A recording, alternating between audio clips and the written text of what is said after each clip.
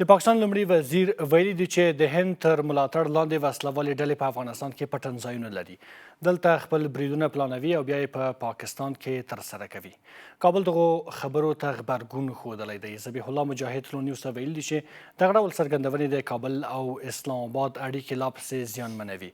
مجاهد زیاته کړې چې د افغانستان خاوره د هیچ چا پر ضد نه کارول کیږي. له تیرو څو کلونو را په دې خوا چې امارات په افغانستان کې په واک کې دی، د پاکستان په امنیتي ستراتیژیو کې یو بدلون هم همدا دی چې په کراتو یې ویلي دي د افغانستان خاوره د دوی پر ضد کارول کیږي. خو په دې برخه کې تر اوسه پورې شته کره اسناد له نړیوالو سره او یا هم له افغانستان سره یا په عمومه توګه له رسنیو سره نه دي شریک سوي. موږ د نن شپې په تودو خبرو کې څو مهمې پوښتنې لرو. له دغو ادعاو څخه پاکستان کومه ګټه پورته کوي؟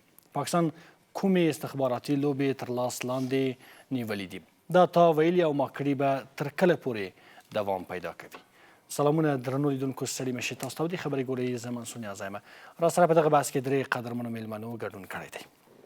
د پوهنتون استاد او د سیاسي چارو شنونکی عبیدالله بهیر صاحب، د سیاسي چارو افغان شنونکی الرحمن اوریا صاحب او د سیاسي چارو بل افغان شنونکی ګلاب صاحب. تاسو ټول سلیم شئ بخیر.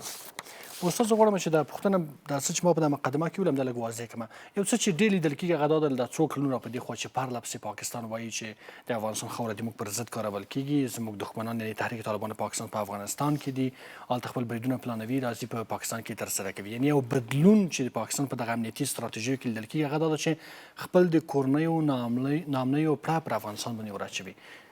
دلیل یې څه دی؟ آیا دا یو لوی تغییر دی په امنیتي معادلاتو کې؟ بسم الله الرحمن الرحیم. نیازي صاحب محترم، سلامونه و نیکې هیلې تاسو ته، اوریا صاحب محترم ته، اباد صاحب ته او تاسو خواږه لیدونکو ته. اول خو راځئ دا وڅېړو دا تور چې دوی په موږ لګوي دغې ته به یو داسې نګاه نه وګورو چې مثلا تاسو چې اور بل کوئ خو اور خو اخر دا شا خواجه یم سوځوي، بڅر کې الوزي، کنټرول کیږي نه. مثلا که ته مواد مخدر صادر کړه دنیا ته، خو طبیعي دی چې تا خپل ولس په مخدراتو بوخت وي چې افغانستان وضعیت وشل کال لپاره. بیا پاکستان صحیح ده، په ما او تا تور لګوي چې 24 ډلې دي چې موږ ساتلې دي. صحیح ده، زه به یې تا دا تور په ځان واخلم. ته چې 25 ډلې لرې چې ته خپلې خولې باندې وایې چې دا نامشروع دي، ترهګرې دي او دا ما په لیستو کې اچولې دي چې لیست یې ډېر اوږد ده. دا 25 ډلې چې تا په هېواد کې دي، خو وګوره تا هېواد یې څه وضعیت ته راوستی. صحیح ده، که ته وایې چې 24 ډلې دي ما په افغانستان کې دي، خو کومه ده؟ ما افغانستان ته خو هېڅ ضرر نه رسېدل نه. دا سره کوم ته ترهګرې ډلې دي چې داسې دقیقې دي چې ایله تا سره کار ده، نور دلته هېڅ غرض مرض هېڅ شی نه لري. زه صحیح ده که ټي ټي پي سره دی ما یو څه نه څه فکري نږدېوالی یم وي، خو به ایلې سره زه څه کار لرم چې هغه تور په ما لګی. یا تا اوس په کشمیر کې چې وضعیت ده چې تا پرون نه بل پرون نوی سند نشر کړو چې په هغې کې زرهاو عسکر دي کشمیر ته لیږلی دي چې هغلته ولس کنټرول کړي، هغلته ورځ په ورځ قتلونه کیږي. یا دغه بلوچستان چې په هغې کې د ازادي خواهان اویا کاله نه لګیا دي، اویا کاله نه، خو زه تا په سیاست کې دخیل نه وم چې تا دا تور خو ته ما باندې دا 15 کاله کېږي چې په امارت په دورې کې لګی.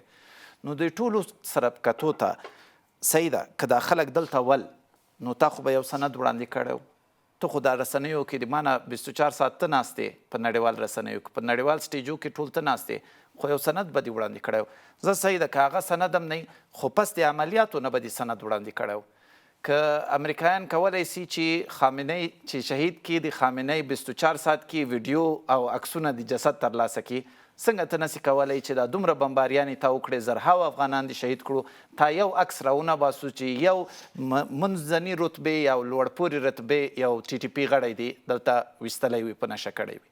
خو خبره دا ده چې دلته سړی پوښتنه وکړي چې ته آیا استخباراتي معلومات دې ډېر کمزور دي یا ته درګرده په زوره د ملکي کسان په نشه کې؟ ولې چې که تا ادعا صادقه وي چې دا خلک دلته دي او دومره پریمانه دي، دومره ازاده ګرځي، خو تا خو به یو دانه خو به په نشه کړی و. ته چې تر اوسه پورې یو کس نسي په نشه کولی. رهبران یې بار درته راوځي په پاکستان دین نه ویډیوګانې درته نشروي، دومره غټه کچه کې عملیات کوي. بله خبره دا ده چې کاش په دغې باندې قضیه حل کېدله.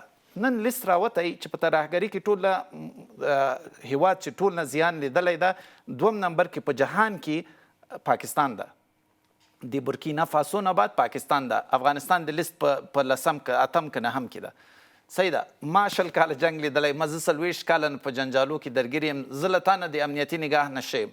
خو ځان نه دا وپوښته چې تا دومره غټه ملي اردو ایتا دومره ثبات، ایتا دومره اقتصاد، ایتا دومره اټم بم، د ټولو سره ته څنګه کیدلی سي چې دومره ناکامه یې په داخل کې؟ او که خبره په دې جنګ او په زور او په ما باندې تور لګول او ما ته اخطار راکول باندې حل کېدله، خو اوس به حل سوی و، خو تا څه راپاتې کړو؟ خو تا ټول اخطارونه هر شی راته وویلو. تر هغو پورې چې پاکستان کې نني او دا درک کړي چې هر ډلې سره جنګ نسي کولی، دا څومره چې دوی جنګونه کوي، ولې چې په جنګو کې څنګه چې دلته غیر دقیق عملیات کوي، په خپل خیبر پښتونخوا کې هم غیر دقیق عملیات وکړلو او اوس یې ولس په خپل خلاف راپارولي دي. بلوچستان کې زرهاو کسان ورک کړي دي، اوس ولس د هغې خلاف راپارېدلي دي. په کشمیر کې په مظاهرینو باندې ډزې وکړې، اوس خلک د دوی پر ضد راپارېدلي دي. خو تر څه وخت پورې به ته خلکو باندې ډزې کوې؟ خو یو کښېنه، ځان سره فکر وکړه او تجدید نظر وکړه، د خلکو سره سترغو پر سیاسي حل پیدا نه کړې. بل آخري خبر نیازي صاحب، چې ته سترغو پرې دا ټي ټي پي ما پسې تړې، نو او د ټي ټي پي لپاره حل تا فقط جنگ وي، خو ته خو بیا په ما سره هم فقط په جنگ باندې مخته ځې. نو تر هغو پورې چې ته د ټي ټي پي والا قضیه سیاسي او د ډایالوګ له لارې نه حل نه کړې، ته د ما سره هم نه کښېنې، ما سره هم تفاهم په لارې حل ته نه ځې. بخیر او سلامت اوسئ. اوریا صاحب، یو باور همدا دی چې ګواکې د افغانستان پر وړاندې د پاکستان په امنیتي ستراتیژیو کې دغه لوی بدلون راغلی سي. افغانستان د خپل د ناامنیو اصلي فاکتور بولي او خپل د کور ناامنۍ په افغانستان کې لټوي. وایي چې دا یو پلمه ده، یو بهانه ده، په دې سره غواړي چې عامه افکار په پاکستان کې ګمراه کړي. واقعیت هم همداسې دی؟ مننه تاسو ته ښاغلي استاد ته او ښاغلي باسط ته او درنو لیدونکو او اورېدونکو ته م د زړه له کومې سلامونه وړاندې کومه. استاده نیازي صاحب دا څو علت لري. لومړی علت جهاني به ووایو، په جهان د یو نوي خواته د ګزار په حالت کې د له یو قطبي حالت نه څو قطبي حالت ته ځي. منځني ختیځ کې په ډیر سرعت باندې سیاسي معادلات، اقتصادي او نظامي معادلات په حالت تغییر کې دي، او په جنوب د اسیا کې سیاسي معادلاتو په بنسټیز ډول باندې تغییر کړی ده. د بیلګې په ډول باندې پخوا اسلامي امارات او هند ښه روابط سره نه درلودل، برعکس اسلامي امارات او پاکستان ښه روابط سره درلودل. اما اوس اسلامي امارات یا افغانستان ووایم له هند سره ښه روابط لري او هند له افغانستان سره ښه روابط لري، خو پاکستان له افغانستان سره او له اسلامي امارات سره ښه روابط نه لري. دلته ګورو په دغه وخت کې بنسټیز ډول باندې معادلې تغییر کړی ده او دغسې په نورو اړخونو کې هم معادلاتو تغییر کړی ده. مثلا په داخل د پاکستان کې ټول سیاسي او مدني نهادونه او بنسټونه د حاکم نظام په ضد دي په پاکستان کې، او په ټول پاکستان کې وسلوال قیام او وسلوال ازادي بخښونکي جنګونه دا د معادلې د تغییر یو برخه ده چې پاکستان بې ثباته کړی ده. مثلا ټول بلوچان په یوه خوله باندې خپل ازادي او استقلال غواړي، ټي ټي پي په یوه خوله باندې پاکستان کې اسلامي نظام غواړي، او دغسې نور سازمانونه او بنسټونه. دا د خارجي اړخ کې د معادلې د تغییر محصول ده چې په پاکستان کې دننه تغییرات راوستلی دي. او بل محصول پاکستان اوس ظاهرا موږ ته څه وایي؟ موږ ته وایي چې د افغانستان په وړاندې مې ټول سرحدونه او تجارتي لارې تړلي دي. دا خو یو اړخ ده. په بل اړخ کې پاکستان خپل ځان اقتصادي محاصره کړی ده. آسیا مرکزي سره تجارت نه لري، افغانستان سره تجارت نه لري، روسیې بلاروسیې سره تجارت نه لري. خپل ځان اقتصادي محاصره کړی، خپل ځان تحریم کړی. په څنګ دې کې هند سره تجارت نه لري، ما هند تحریم کړی، تا هند نه ده تحریم کړی، تا ځان تحریم کړی. ته دغه 2-3 میاشتې مخکې ایران سره تجارت نه درلوده. د ایران نل ګاز لیکه تر سرحده راغلی و، دې خواته نه پرېښودله چې ولاړه سي. نو دا د دغه معادلاتو د تغییر بل تحول ده چې راغلی ده. دا پاکستان ته څه ورکړي دي، څه ورکوي؟ په کور دننه امنیتي بحران، سیاسي بحران، اقتصادي بحران، او هر ورځ دغه بحرانونو پراخېدل او په سیمه کې منزوي کېدل. مثلا افغانستان په وړاندې ټول ډیورنډ کرښه تړلې، د هند په وړاندې ډیورنډ سرحد تړلی، ایران په وړاندې څو موده مخکې سرحد تړلی و. دا څه ده؟ منزوي ده. پس په سیمه کې پاکستان منزوي ترین هیواد ده، په سیمه کې پاکستان ناامن ترینه هیواد ده، په سیمه کې پاکستان بې ثبات ترینه هیواد ده. اوس د پاکستان نظامیان څه کوي چې له دغه حالات نه حد اقل په رواني جګړه کې ځان خلاص کړي. یو د تور لوبه پیل کړې ده، د چا په ضد؟ د هند په ضد او د افغانستان په ضد باندې. هر ورځ تور لګي، هلته چیرته انفجار وسي، چیرته چې عسکر مړ سي. دا هندوستان کړی، دا افغانستان کړی. د تور نه څو ستراتیژي دی همزمان تعقیبوي.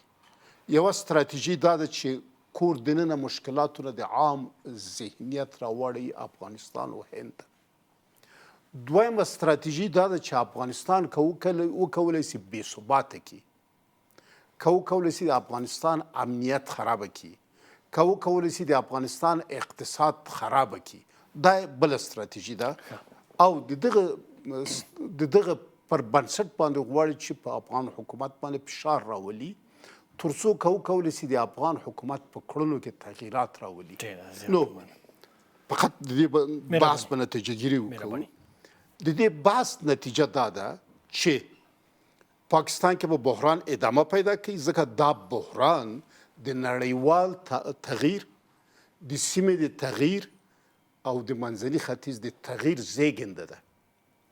دویم، تورونه په افغانستان او هندوستان باندې ادامه پیدا کوي، ځکه چې دوی د خپل بقا لپاره بله لاره نه لري غیر دې چې د تور بازار وساتي. دریم، دوی به کوشش کوي چې په افغانستان کې لاسونه وکړي تر څو بې ثباتي رامنځته کړي. مګر نتیجه بیا دا کیږي چې هیڅ وخت تنهایی افغانستان کې بې ثباتي نشي راوستلی، ځکه د دنیا قانون داسې ده که څوک غواړي چې افغانستان بې ثباته کړي نو یو نړیواله اجماع به رامنځته کوي، حد اقل یو سیمه اجماع به رامنځته کوي. په اوسنۍ شرایطو کې نه د نړیواله اجماع راتګ ممکن ده او نه د سیمه اجماع راتګ. پس افغانستان باثباته پاتې کیږي، با امن پاتې کیږي، اقتصادي وده هم ادامه پیدا کوي او د دوی تورونه په هوا کې پاتې کیږي. نور بل بحث ډېره زیاته مننه کوم. په خیر او سلامت اوسئ. با صاحب څه رقم چې اوریا صاحب وویلې، د څو کلونو را په دې خوا پاکستان د افغانستان پر وړاندې ظاهرا د تورو، د پلمیو، د بمباریو سیاست پر مخ وړي، خو پایله یې دا ده چې تر اوسه پورې په پاکستان کې امنیت نه دی راغلی. پاکستان کې بلوچستان او ټي ټي پي لا پسې قوي سوي دي او د افغانستان تصویر د پاکستان په پرتله لا پسې باثباته ښکاري. نو له دې وروسته به هم کومه ګټه پاکستان ترلاسه کړي؟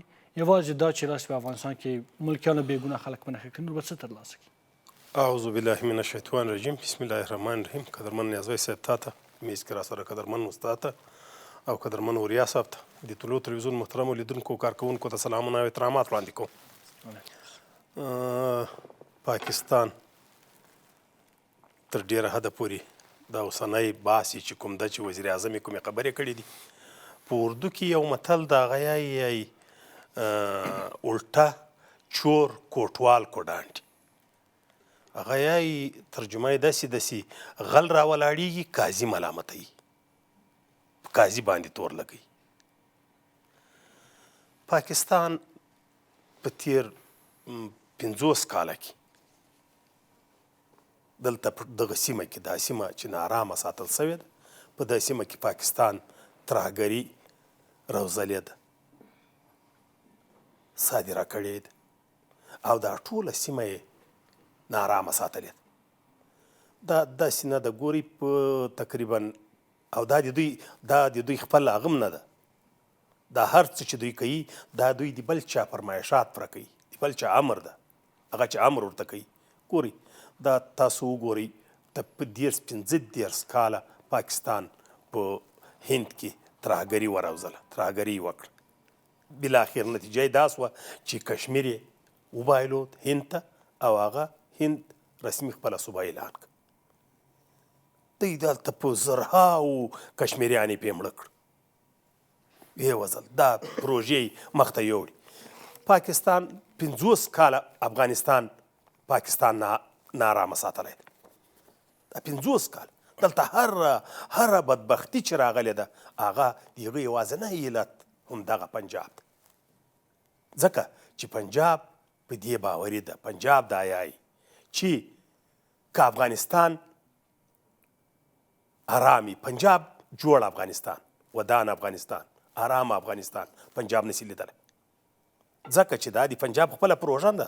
پنجاب ته دا پروژه یو بل څوک ورکوي. ځکه چې تاسو وګورئ په تېر څه کم 5 کاله کې دلته په افغانستان کې تر ډېره حده پورې امارت اسلامي چې اقتصاد محوره سیاست شروع کړی دی، دلته اقتصادي پرمختګونه راغلي دي. دلته د سیمې د اتصال دپاره کار روان دی، دغه ته کار کیږي او تر ډېره حده سوی ده. ګورئ مخکې موږ له مرکزي اسیا سره تاسو نن وګورئ موږ له ازبکستان سره تقریبا 4.5 تر 5 میلیارد تجارت لرو. قزاقستان، آذربایجان، ارمنستان، تاجکستان رانږدې سوی. ایران سره موږ 4-5 میلیارده تجارت لرو. ترکمنستان سره ګورئ دلته ښه روابط جوړ شوي دي د دې سیمې. که دوی نشي زغملی دا قطعاً پنجاب نشي زغملی. ګورئ دلته ولې دا ترهګري لکه استاد چې اشاره ورته وکړه، دا ترهګري څرنګه ون سایډ ده، دا څرنګه یو تاسو ویني، یو پنجاب ویني، ایران نه ویني، ترکمنستان نه ویني، چین نه ویني، ازبکستان نه ویني، تاجکستان نه ویني. په سیمه کې بل هېڅ هېواد هم له افغانستانه ترهګري هلته نه ځي، صرف او صرف پنجاب ته ځي. نو له دې چې دا معلومه خبره ده، دا ښکاره خبره ده چې پنجاب پخوا هم دلته ترهګري روزله او په نړۍ کې تاسو که دغه یوه خبره پوره کومه، که په نړۍ کې هر چېرته چې ترهګري پیښه سوې ده اخرین اډرس به یې د پنجاب سره ډېره زیاته مننه کوم. بخیر او سلامت اوسئ. استاد دغه روسان راغلل افغانستان ته، دلته حضور یې درلود شاوخوا 10 کاله، ډېر زیات جهاد او جګړې هم وشولې، بالاخره هغوی ووتل لاړل. دغه ایران سره د امارات په تېره دوره کې چې ځینې ډیپلوماټان د دوی په مزار شریف کې ولګېدل، خو اوس هم هغه د اړیکې شته، راشه و درشه شته، ملګرتیا شته، ایران سره نږدېوالی شته. تاجکستان سره یو څه په مرز کې چې د جنجالونه وسول، هغه جنجالونه هم بیرته حل سول، اړیکې شته شاوخوا ګاونډیو هېوادونو سره. اوس یو پاکستان سره دغه مشکل هېڅ نه حلېږي. د کډوالو دوی سره مشکل ده، په TTP کې دوی سره مشکل ده، په امنیتي مسایلو کې دوی سره مشکل ده، په ډیورنډ فرضي کرښې کې دوی سره مشکل ده. یعنې په یو غټ جنجال افغانستان دغه هېواد سره اوښتی. لامل یې څه دی چې دغه شخړه او دا ستونزه دغه لسیزو را په دې خوا نه حلېږي پاکستان سره؟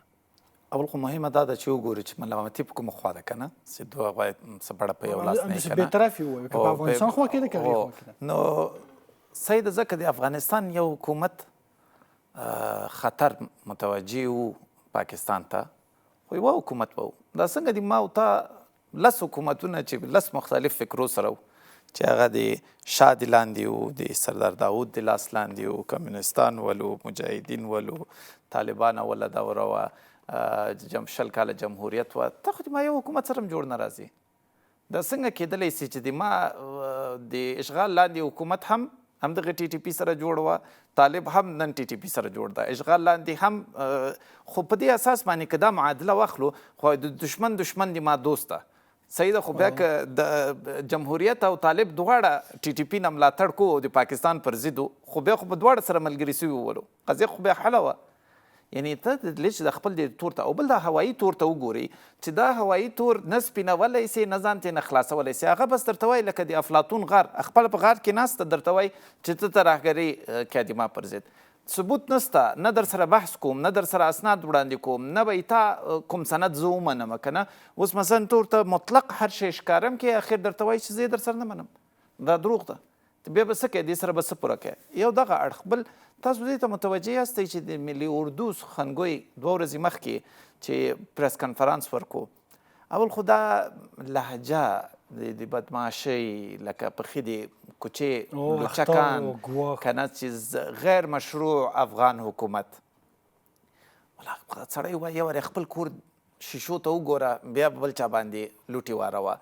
ته سړی تا ته حکومت له کومه خوا مشروعه ده؟ ته په دنیا کې کینې وایي چې ما هایبرید نظام ده چې فوج هم چلی او مردمي حکومت هم چلی. هغه انتخابات چې تا په منځ کې تلویزیونونه ګل کړو او انتخابات صندوقونه سره خالي سول، عمران خان په جیل کې واچول سو. یعنې چا په سترګو خاورې شیندې. یو دا خبره. بل دا خبره چې مهاجرین به موږ به افغان غیر مشروع کسان دلته ایسته واچو د پاکستان نه. زه یو شي ته اشاره کوم چې نیازي صاحب موږ باید ډیر زیات متوجه اوسو. پاکستان دا لوبه فقط د جنگ لوبه نه ده موږ سره. همدغه کنفرانس کې هغه دریزي وایي چې بلوچستان کې چې ناامني ده، دا د هندوستان پیسې دي او افغانان دا پروژه مخ ته بیایي.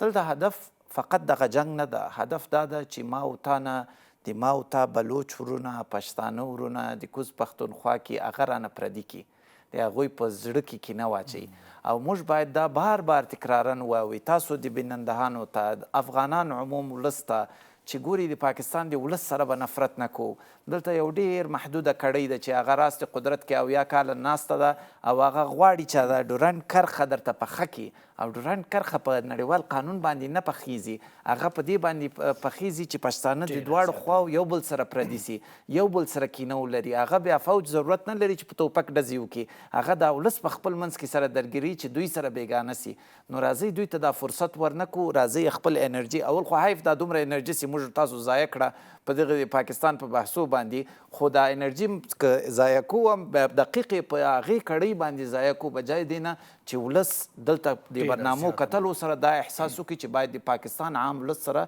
کرکه ولرو بخیر و سلامت اوسئ اوریا صاحب غواړم تاسو نظر په همدې کې ولرم چې د پاکستان لوبه د اوسني افغانستان پر وړاندې څه ډول ده چې حداقل د افغانانو ځوانان هم د افغانستان خبر شي چې پاکستان څه غواړي وکړي او دوی خپل تدابیر ولري موږ پښتو کې یو ضرورمثل لرو وایي دا میږی چې ورکاوي وخت راسي نو بیا وزرونه کوي پرواز کوي دا ترامپ چې ده دا ډېر حرامزاده ده د داسې زمینه او شرایط مساعد کړل چې پاکستاني مارشال ته وزرونه کېښودل او هغه ته لکه میږتانه غوندې پرواز زمینه ورته مساعده وکړله او دا یو هیرو یې ترنه جوړ کړ چې ته راځه د امریکا او ایران په مابین کې منځګړیتوب وکوه دا نو ډېر مغروره سه او په حقیقت کې دی خو مغروره سه چې د رښتیا زه خو دلته سوله کوم او هغه په حقیقت کې ترامپ داسې زمینه او شرایط را مساعد کړي چې دی نابود کړي باید او نابودي په دې کې ده چې له هغې ورځې نه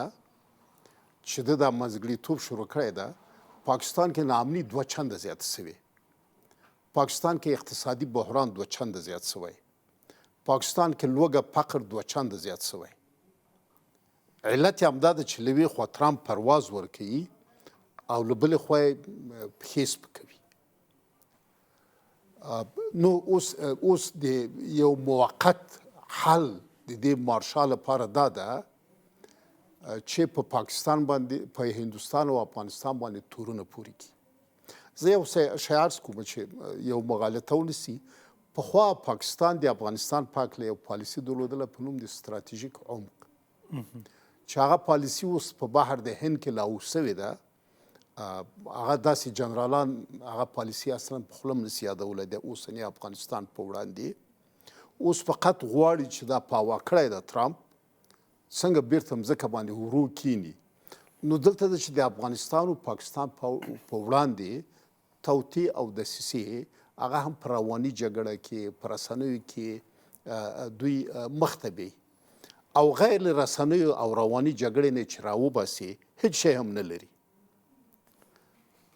په عمل کې زه یو وارې بیا باید تکرار کړم چې هیڅ هیواد د سیمې هیڅ هیواد په تنهایي باندې افغانستان نامن کولی نشي د سیمې هیڅ یو 2-3 هیوادونه افغانستان په تنهایي باندې بې ثباته کولی نشي تر څو یو نړیواله اجماع نه وي یو نړیواله اجماع په اوسنۍ شرایطو کې قطعا ممکنه ده پس افغانستان به باثباته وي افغانستان به باامن وي او دا امنیت او ثبات په ستراتیژیک ډول باندې وي نو اوس څه کوي پاکستاني مارشال غواړي چې خپل خلک وغولوي او دغه پرواز چې کړی لکه میږتانه غوندې ده دی یو څو موده نور خپل عمر اوږد کړي او خلکو باندې خپل دباو وچلوي پاکستان په اوسنۍ شرایطو کې چې دغه د ترامپ دغه د خلیج جنګ خلاصیږي دا به بدبختترین مارشال د دنیا وي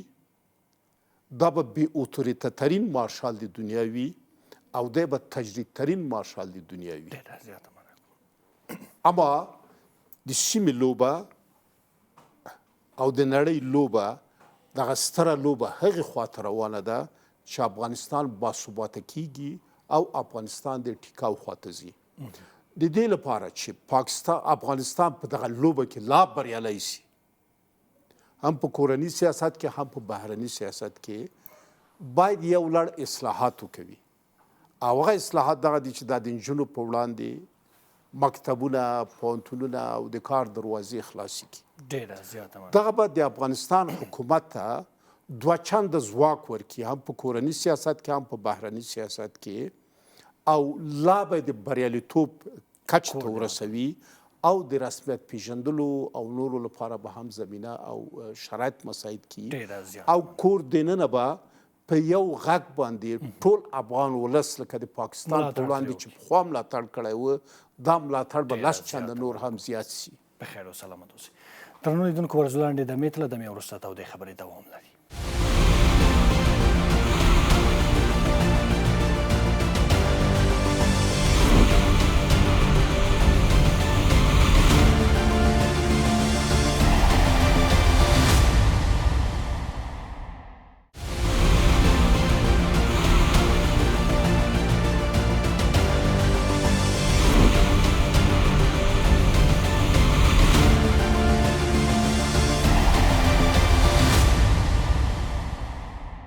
تودو خبر ته بیا هم ښه راغلاست. باسه ما ډېر زیات اورېدلي دي دغه شنونکو نه هم تحلیلګران زموږ او ستاسو چې په افغانستان کې که هر څوک هر کس انتخاب سي د دغه هېواد د مشر په توګه او ارګ ته لاړ سي نو هغه به هېڅکله له پاکستان سره ونشي کړی چې ښې اړیکې جوړې کړي، ځکه چې مشکل وایي په پاکستان کې ده او هغه په یو بل دښمن د پاکستان واوړي او بدل به شي. لامل یې څه دی؟ بالاخره دغه هېواد یې څه په لټه کې دی چې دې خواته په افغانستان کې هېڅ څوک هم نشته چې یو ښه نظر یا مثبت نظر د پاکستان پر وړاندې ولري له بسه چې دغه پاکستان غلط سیاستونه په افغانستان کې پلي کړي دي. مننه نیازي صاحب. موږ دلته چې همیش بحثونه ورباندې کړي دي ډېرې خبرې تکراري راځي. ګورئ پاکستان دا د تا د طلوع سټوډیو نه ده، دا د پاکستان په تا نه لوري. دا خو ډېر یعنی کشتپه پرېږده، واخان پرېږده، سرکو جال پرېږده، سوله پرېږده، امنیت پرېږده، دلته چې تجارت پرېږده چې روان ده په افغانستان کې، دا خو پرېږده. دا سټوډیو یې په تا نه لوري چې د پاکستان په وس پرئ دلته دا باید دوی آرامه پرې نه ږدي.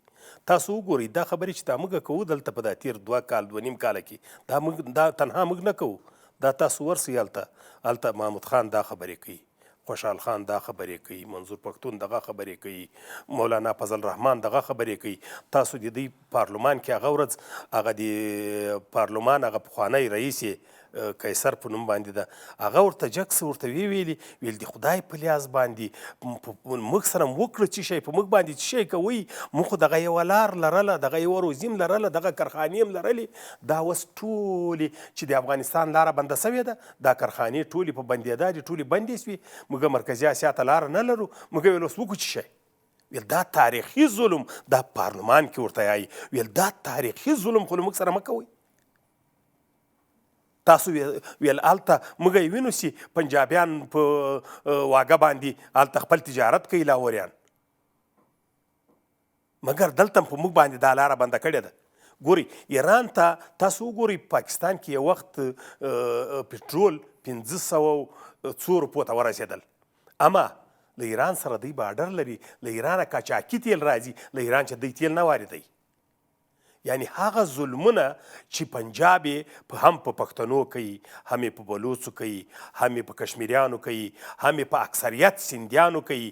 ګورئ سیندیانو ته خالي دا غټ کارونه ورپاته دي، نور سیند نه امن ده، په سیند کې چې نه دي پاتې. کشمیر نن ټول پورته سوی ده، کشمیر هند چې غوښتنه کړې ده چې موږ نور له هند سره ځو، له هغه کشمیر سره ځو، موږ له پاکستان سره اوسېدل نه غواړو.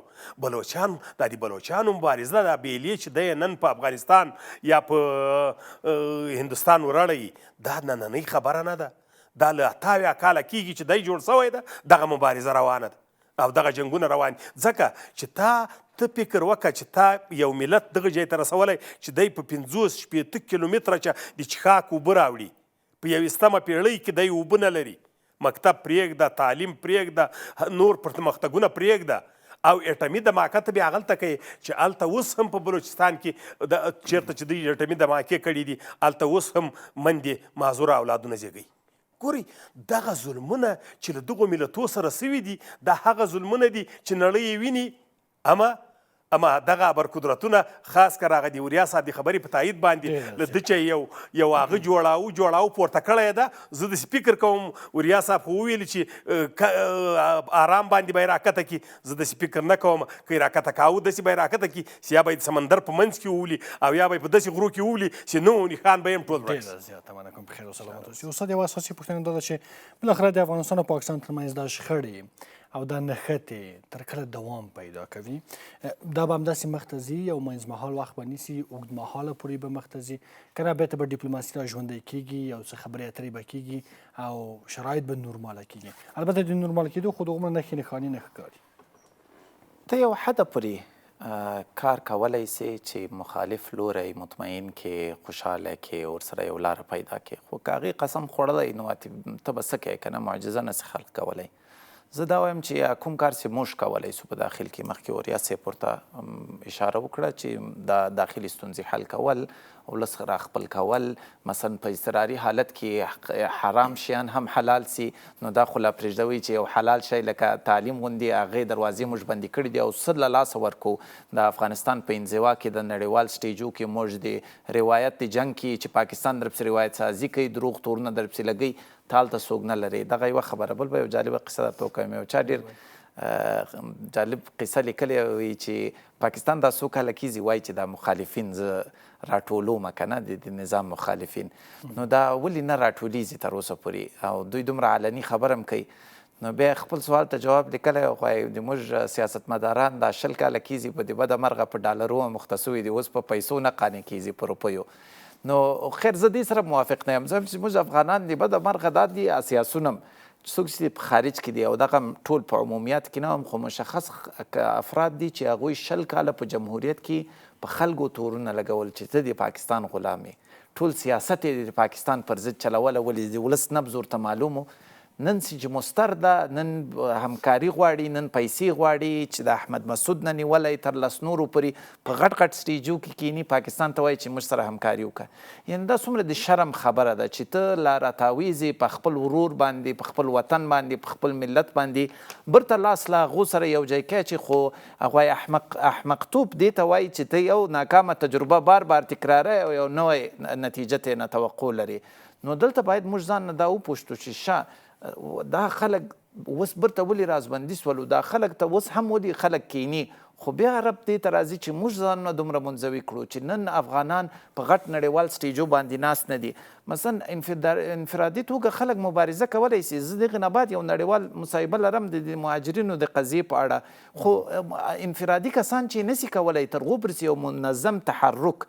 داخل نه د نظام په راس کې وي چې هغه دا خلک راټول کړي خولور قد قلم خلک دوی په نړیوال سټیج کې څوک په خارج کې دي څوک په داخل کې دي دوی استخدام کې بل ورته غږ ونیسي ورنه مشوره واخلي او بیا په اقدام وکړي دلته اوس غم دا ده چې موږ به ډېر ښه مفکورې لرو خو ډېر څه نه کېږي په داخل کې پاکستان چې په حق نه ده دا کارونه کوي دا لوري چې په حق د افغانستان نشي کولی د خپل دفاع وکړي یعنې ګوره خبره دا ده چې اعدوا لهم ما استطعتم من قوة ومن رباط الخیل چې ته به یو دشمن لري هغې ته به ته ځان اماده کوې ته به هغې ته ځان تقویه کوې چې ته سبا ته تا د مکتبو سویه همدغه یې چې دلته ده یعنې کله کله دا د ماشومانو کتابونه راواخلم زه هم چې دا به موږ ماشومان نه به څه جوړ سي بیا د موږ ټول تمرکز په یو مشخص قسم تعلیم باندې ده بیا د مکتبونه انجونو لپاره بند ډاکټران موږ نه لرو انجینران هم د سویې نه دي پوهندانان هم روان دي د وطن نه یعنې دا ټول د اندېښنې وړ خبره ده چې موږ تاسو کینو داخل کې دا ستونزې حل کړو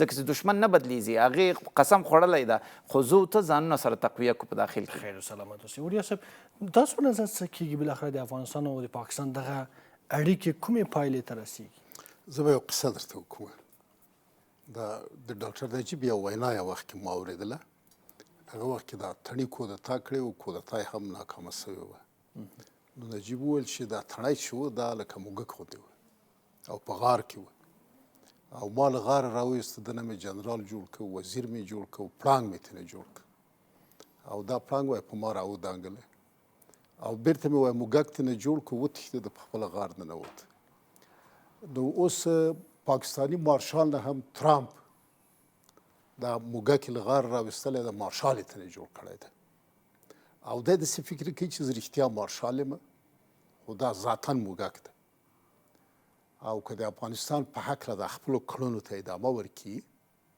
افغانستان دا توانمندي او ظرفیت لري چې له ده نه بیرته موږک جوړ کړي او په غاړه ننباسي. هغه وینا یې ما واورېدله مخکې استاد هم چې ورته اشاره وکړله، کله نور ځای کې هم چې ویناوې کړې ډېر یو رقم دغه لفظ د بدماشي او د زور ویلو کاروي. ځکه دا خو د یو جنرال الفاظ معلوم وي، د یو سخنګوی الفاظ او ادبیات معلوم وي. دوی ذاتا جنرالان نه دي، دوی ذاتا مارشالان نه دي، خو دا ترامپ مارشال که او دوی بیا څه کوي؟ کوم ورځ چې ماتېږي تښتي امریکا ته ځي یا انګلستان ته ځي، یعنې بیرته هماغه غار باندې ننوځي. اما راځو په عمومي ګټو ته. افغانستان دا دومره نظامونه تیر سوي دي په شمول د اوسني حکومت او نظام، له هیڅ ګاونډي هیواد سره ستونزه نه غواړي، له هیڅ ګاونډي هیواد سره دښمني نه غواړي، او سره له چې په سیاست کې دایمي دوست او دایمي دښمن نسته. دغه پاکستان سره ټول عمر د افغانستان په ضد دښمني کړې ده، دښمني نه غواړي، دوستي ورسره غواړي. نو دا چې افغانان تا سره دوستي غواړي یا پاکستان ولس سره د پاکستان ولس سره ورورګلوي غواړي، د پاکستان له ولس سره تجارت غواړي، سرمایه ګذاري غواړي هلته دلته، نو دغه پاکستاني جنرالان چې یو 25 نفره به کېږي، که د پاکستان ملي ګټو ته احترام وکوي، که د خپل ولس ارادې ته درناوی وکوي او د افغانستان استقلال او تمامیت ارضي ته احترام وکوي، نو دا دواړه هیوادونه کولی شي د یو ورورۍ او دوستۍ په فضا کې ژوند وکوي. په معمول ډول باندې د ستونزو د حل لپاره کار کیږي. اما تاسې باور وکړئ چې په دغه څو کلونو کې چې دا مارشال ده، د ستونزو د حل لپاره کار نه ده سوی. دوی هره ورځ ستونزې زیاتوي، نوې ستونزې زیږوي، فقط د دې لپاره چې بېثباتي رامنځته کړي. او خوشبختانه نور افغانستان د بریالیتوب خواته روان ده او د ستراتیژیک بریالیتوب خواته روان ده، او پاکستان د یو ستراتیژیک شکست او ناکامۍ خواته روان ده. تاسې په یاد ولرئ چې یو ورځ به راځي چې بلوچستان به آزاد او یو مستقل هیواد وي لکه بنګلادیش غوندې، او ځان ته به کورنی سیاست لري، بهرنی سیاست به لري او استقلال به لري، او یا برعکس یو لوی افغانستان به منځته راځي چې دا بلوچستان له اټک پل نه را په دې خوا دا به ټوله یو جغرافیه وي، یو واحد حکومت به وي، یو واحد نظام به وي. خو په ستراتیژي کې به دغه مارشالان د دې لپاره چې پاکستان سره مرسته نه کوي، ورو ورو پاکستان د تجزیې خواته بیایي، پاکستان د بحران خواته بیایي، پاکستان د ابدي زوال خواته بیایي. او دغه زمینه او شرایط ترامپ په خپله لوبه چې هغه یو لوبغاړی ده مساعدوي. کور دی ودان په خیر سلامت اوسئ. باز صاحب تاسو فکر کوئ چې بالاخره دغه اړیکو راتلونکی به څنګه وي؟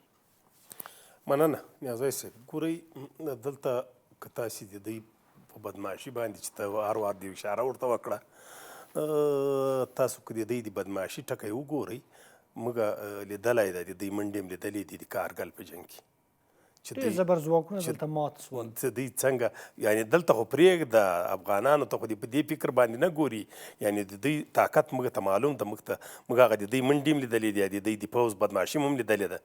دا پرون د بلوچستان پیښه ته په هندوستان باندې واړوله، نو ته هندوستان ته یو خالي یو هغه خو ورته وکړه، یو شکایت خو وکړه چې بیا ته خپل حالات څنګه ویني. دلته سوال چیرته ده؟ ګورئ مهم بحث چیرې ده؟ مهم بحث دا ده چې موږ لکه استاد اوریا صاحب چې ورته اشاره وکړه، ګورئ موږ باید په ځان جوړونه کار وکړو، په ملت جوړونه کار وکړو، موږ باید ځان جوړ کړو. بس ته نوره دا په پنجاب موږ د امیرالمؤمنین خبره ده، د پنجاب بمبار او د پنجاب هغه موږ نسي خرابولی. دا هیڅ دلته برقدرتونه راغله مات سو، هیڅ افغانستان هغه تاریخ ته بیا له خړو خاورو دغه د استقلال شمله راپورته کړي، بیا جګه شمله یې په سر افغانستان ګرځي. افغانستان 78 کاله نه کېږي چې پیدا سوی ده، افغانستان 15,000 کاله دا تاریخ افغانستان په میړانه او په خپل غیرت ساتلی ده. دا چا په خیرات کې نه ده ورکړی، نه یې څوک په خیرات کې ورکوي، دا افغانانو په خپل طاقت باندې ساتلی ده او اوس یې هم ساتي. مګر دلته سوال چیرته ده؟ سوال دا ده چې راځئ ځان جوړ کړو، راځئ دا څه چې موږ له کوم کمزوری پوینټ چې موږ لرو او نن ځینې ځورېږو دا ملت ځینې ځورېږي کنې دا ملت دا سبا پې ور پرېږده بله شپه به په اټک باندې ناستي پسې کې به ناستي او دغه خپله خاوره به یې ټوله نیولي خو دلته موږ چې کوم مشکلات لرو راځئ په دغه باندې کار وکړو راځئ په دغه په جوړونه کار وسي راځئ د دغو شیانو په پیدا کونه باندې کار وسي موږ همیش دا غږ کړی ده همیش هم په وزیر صاحب د دفاع باندې دا غږ کړی چې ګورئ دا ملت څه درشه غواړي دا ملت خو ګوره په هر حالات درته پاته څه دلته وږی پاته څه بدبختي کې پاته څه په بد حالات کې پاته څه نن هم ګوره دنیا یې په رسمیت نه پیژني له ټولو خواو پابندۍ دي پې سرمایه یې ټوله کنګل ده څه شی دي د دې ملت مګر بیا هم دا ملت درته پروته او په هر حالات کې له هر چا سره په جګ سر باندې در سره ولاړ ده د دې وطن دفاع کوي خو موږ راځئ د دې ملت په سر باندې لاس راتېر کړو دا ملت 50 کاله وژل سوی 50 کاله دا ملت بدبخته سوی 50 کاله دا ملت مړ سوی راځئ دا ملت په ځان پورې ونیسو راځئ راټینګ یې کړو راځئ هغه څه غوښتنې چې دي هغه څه چې غواړي او موږ بیا دغسې دغه هغه کاغذي پړانګانو ته جواب یې ورکولی سو دا څه باید ترلاسه سي دغه څه دپاره باید کار وسي چې دغه ته هم کار وکړو په ځان جوړونه باندې هم کار وکړو دا پنجاب دا نه تاریخ لري دا خپله دا زه یوه په د میز باندې دا خبره ما مخکې په یوه رسنۍ کې کړې ده اوس یې بیا درته کوم دا خپله MI6 مړنګوي CIA مړنګوي هغوی یې نور نشي ساتلی دا ملک چا جوړ کړی ده مګر موږ به دغه خپل مشکلات چې دي د دې ملت په مشکلاتو باندې کار وکړي دا ملت هغه ټول هغه څه غواړي څه چې یو استمه پیړۍ غواړي دا ملت یې درچه غواړي بیا دا ملت ته وګوره دا ملت بیا په دغو سیمو په پنجاب او په دغو سیمو باندې ځان بند و خلاص هم نه ډېره زیاته مننه کوم ښه استاد که چیرې پاکستان کې بدلون نه راځي یو ښه دوست نه جوړېږي یو جنجالي ګاونډی او دښمن به پاتې کېږي افغانستان کولی شي چې په ځان جوړونه باندې د ځان په پیاوړي کولو باندې تمرکز وکړي په دې لاره کې مهمې ښې ستراتیژیانې کومې دي اول خو موږ دا سیاسون چې تر هغو پورې دا درک نه کړي چې استاد رباني کلیپ یو پاکستاني رسنۍ نشر کړو چې هغه وایي چې زه راغلم واک ته او خبر سوم چې دلته په استخباراتو کې یو ریاست و هغې د پاکستان پر ضد کار کو اول مې دغه ریاست منحله کړم چې پاکستان سره موږ دښمنۍ نه لرو چې په دې خلکو باندې ښېګړه نه معلومیږي چې دا یاد وساتئ چې څومره هم انډیوال واوسئ همدغه د استاد رباني حکومت په ضد طالبانو سره همکاري ونه کړه طالبان یې پرې رانه وستلو بیا همدغې طالبانو پر ضد امریکایانو سره لاس یو نه کړو بیا د هغه جمهوریت چې راغله د هغې جمهوریت سره بیا طالبانو مرسته ونه کړه چې دا د موږ سیاسون د موږ حکومت فقط دا درک کړي چې دا ښه ملګري نه دي د بدې ورځ ملګري نه دي یو اړخ بل اړخ دغه چې د جنرالانو خبره د اوریا صاحب د خبرې په دوام یونانیان یو ښه مقوله لري چې ایکرس فلو too close to the sun یو کس چې وزرې ځان ته جوړې کړې چې زه الوزم نو پلار ورته شمه پکې لګولې وه وایي ګوره زویه پام کوه چې پرواز دومره پورته نه کړې چې لمر ته ډېر نږدې سي خو ګرمېږي دا شمه وزرې دې خلاصېږي غورځې نو هغه چې ډېر والوت اخر ویلې سوه شمه یې او راوغورځېدو ملا یې ماته سوه نو دا د پاکستان جنرالانو ته سړی وایي چې تا خو ډېر یو ښه اصل اوس کېښودو چې ته راغلې قدرت ته پخواني جنرالان دې په بندیخانو کې واچو اوس خو دا اصل جوړ سو د بندیخانو کې د غورځېدل هغه ورځ در یاده کړه د مشرف چې هغه زورور هغه فرعون سړی چې په اخر په ژوند کې ناستو یو رسنۍ سره مصاحبه کوي ژاړي وایي چې ما څوک په وطن کې مې نه پرېږدي زه بیرته خپل وطن ته نسم راتلی زه دومره دوسیې لرم دغه ورځ به په دې ټولو راځي چې مه کوئ د افغانانو په وینې باندې مه لوبېږئ یعنې د موږ دا شیراوي او د موږ سره دا بدي به ډېر بد به هم خدای ووایي نو یو خو دوی دې باید یو درس درکړي د موږ دا سیاسون یو درس درکړي بیا د باز صاحب په خبرې په دوام کې چې راځئ د داخلي خلاوي سره قسم په خدای چې سړی وایي چې دا مځکه خلاص زه پکې ورک سم چې یو پاکستاني سره د بحث روان وي او هغه درته ګوته ونیسي سیتا په دولت کې خو ایتا په ملک کې خو نجونې مکتب ته نسي تللی اتې ته به بیا نور سره نور څه استدلال وکړې ته به نور ورته څه ووایې چې د ما سړکونه ښه دي د ما تعمیرونه ښه دي د ما دومره ښه اجراعات کیږي هغه فایده نه کوي نو هغه درته هغه ښه زخم یې درته رانیولی په هغې کې مالګې در شیندي موږ هم ځورېږو افغان هم ځورېږي مېرمنې هم ځورېږي راځئ د عوا معتصمه غږ کو په خپل حاکمانو باندې چې راځئ موږ وژغورئ د دې وضعیت نه موږ ژغورئ چې شاخوا ته هم دښمن وزني راځئ په داخل کې موږ خپل وزنه ونه کړو کور دې ودان په خیر سلامت اوسي اوریا صاحب څه تغییرات ته اړتیا ده ستاسو باندې تغییرات خو جدي تغییرات را روان دي، هم د سیمې په سطح هم د دنیا په سطح باندې. اما زه غواړم ووایم چې ځینې زموږ سیاسي افغانان د پاکستاني جنرالانو په غېږ کې غورځېدلي دي او غواړي د هغو لپاره ځان پیشمرګه جوړ کړي. پیشمرګه په دې معنی چې د پاکستاني جنرالانو د خوشحالولو او د اهدافو د پلي کولو لپاره دوی ځان وژني.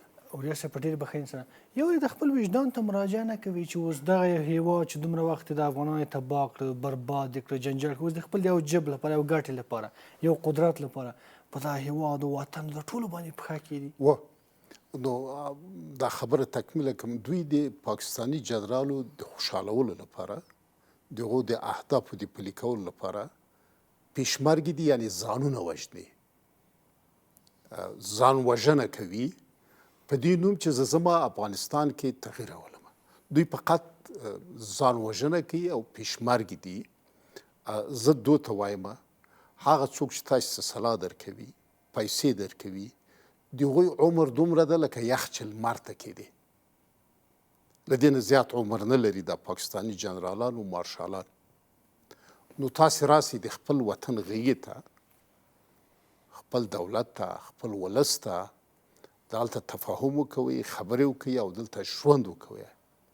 غیر له هغې تاسې به له هغو نه مخکې مړه یاست، تاسې به له هغو نه مخکې زندانونو کې پراته یاست، تاسې به له هغو نه مخکې تورمخ یاست او ورپسې هغوی به بیا ځي استرالیا او انګلستان کې به ژوند کوي.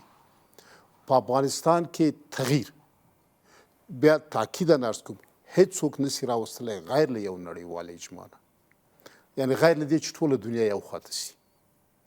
هیڅوک افغانستان کې تغییر نشي راوستلی غیر له دې چې بیا یو نړیوال اجماع رامنځته سي، یعنې ټوله دنیا یوې خواته سي، او دا ناممکن ده. په ډاګه وایم چې نه پاکستان نه ایران او حتی دا دواړه کلاسونه هم سره یو ورکي افغانستان خوشبختانه نامن کولی نسي.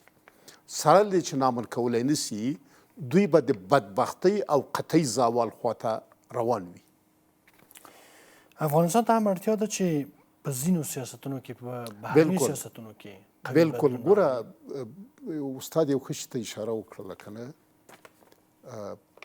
دغه بهرنیانو ته چې د افغانستان هر څومره صفت وکړي، هر څومره صفت یې وکړي چې داسې بیا رغونه ده، سړکونه جوړېږي، قوشتېپې کانال جوړېږي، معدنونه دي، د اوسپنې د ذوب فابریکې دي، افغانستان زیاتي د ذوب فابریکو ګاډر سیم کې خودکفا ده، په زرهاوو شیان چې ورته ووایې آخر کې بیا ورته ووایي چې تاسو خو مکتبونه تړلي دي. یعنې دغه ټولې لاسته راوړنې په دا یو کلمه باندې صفر ته راولي. نو زما عرض دا ده چې موږ دغه کې باید اصلاحات راولو، او که دغه اصلاحات هم راوستله نو زه لیکلی سند ورکوم چې د افغانستان اوسنی حکومت به یو ستراتیژیک حکومت وي او یو دایمي حکومت به وي، او خلک به پې باندې ویاړي، او دغه مشران به خلک په خپلو اوږو باندې په ډېر افتخار کته پورته ګرځوي.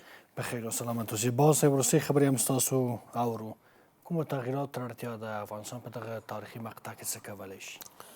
مننه. تر ډېره حده پورې دغه یو څه چې تا اوریا صاحب ورباندې بحث وکړ، تر کومه جایه چې زه معلومات لرم، تر ډېره حده پورې افغانان چې دغه وضعیت ګوري او دا وضعیت څاري، افغانان تر ډېره حده پورې دې ته هغه سوي دي چې نور اکثریت دا کوښښ کوي چې راسي افغانستان ته او له افغانانو سره په ګډه باندې په دغه خبره باندې کار وکړي. دغسې ډېر افغانان راغلي دي، او هغه په کومو خرڅو اشخاصو باندې چې بحث کېږي، هغه نه پرون افغان و، نه نن افغان ده، نه سبا افغان ده، نه ځان افغان بولي. پرون یې هم نه باله دلته چې در سره ناست وم د پارلمان کې غږ کاوه چې زه افغان نه یم. نو چې افغان نه یم غږ یې کاوه، نو هغه واضح خبره ده چې په هغه باندې حساب هم مه کوه. قطعین هغه د لستونې مار ده چې هر وخت دی ګرم څه بیا په هغه وخت کې تا ته ټک درکوي، بیا تر دښمن مخکې به دی ټک درکوي. دا واضح خبره ده، په دې کې هېڅ شک نسته. نور افغانان تر ډېره حده پورې افغانان دې خبرې ته متوجه دي، افغانان که په خارج کې دي، افغان کدرونه هغه دې خبرې ته تر ډېر حده پورې افغانان زه چې وینم سوکه را روان دي، ډېر راغلي دي کابل ته او راځي پرته له دې خبرې چې د هغوی وطن ده، دا وطن د موږ د ټولو ګډ کور ده او دا ګډ کور دا په ګډه جوړیږي، دې ته به کار کوو، دا به جوړوو. د پنجاب دغه شوم اهداف لري، په دې کې هیڅ شک نشته. د پنجاب اهدافو ته به دقیق حکومت متوجه وي. موږ چې همیش په وزارت دفاع باندې غږ کړی ده، ګورئ تر دغه حده پورې موږ غږ کړی ده چې دا ملت درته یایي چې ما ګرو که خو تجهیزات واخله، ځان جوړونه کار وکړي، ځان جوړ کړئ، ځکه چې ملت هر څه کولی شي، هر څه منلی شي، هر څه زغملی شي، خو د پنجاب دغه د موږ ځوانان چې دا د پنجاب دغه جعلي بدماشي ګوري یا یې ویني، دا نشي زغملی. ځکه ملت دلته امریکا نه ده زغملې، ملت روسیه نه، اتحاد جماهیر شوروي ونه زغمه، ملت برطانیه ونه زغمله چې لمر نه پکې ډوبېده. نو دغه څوک ده، دا تور کرغېړن، دا نه دا توان لري، دی هیڅ داسې تاریخ نه لري چې په هغه تاریخ باندې سړی یا د جرګې په باره کې حساب وکړي یا د طاقت په باره کې ورباندې حساب وکړي، داسې هیڅ هم نشته.